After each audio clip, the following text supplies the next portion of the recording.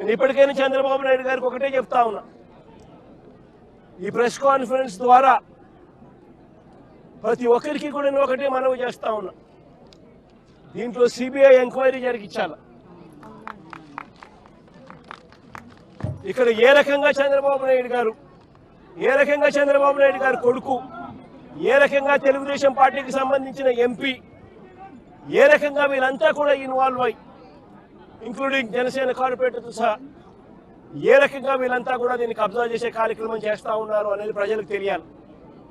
ఇంతకుముందు చంద్రబాబు నాయుడు గారు ముఖ్యమంత్రి గతంలో ఉన్నప్పుడు 2016లో ఒక ఫేక్ సొసైటీ క్రియేట్ చేసి 1981 డేట్ వేసి ఏ రకంగా పేదల ఆస్తుల మీద, పేద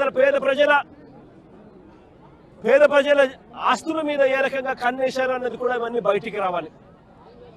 ఇవన్నీ కూడా రాష్ట్ర ప్రభుత్వం కోర్టుల్లో ప్రజల తరపున, పేదల తరపున, మధ్యతరగతి వాళ్ళ తరపున ఆర్గ్యుమెంట్ చేయాల్సింది పోయి, వాళ్లకు తరపున నిలబడాల్సింది పోయి, వీళ్లకు వ్యతిరేకంగా రాష్ట్ర ప్రభుత్వమే స్వయంగా కోర్టులలో వ్యతిరేక అఫిడవిట్లు, వ్యతిరేక పిటిషన్స్ వేసి వీళ్ళకి అన్యాయం చేయడంలో రాష్ట్ర ప్రభుత్వం తన పాత్ర తాను పోషించింది.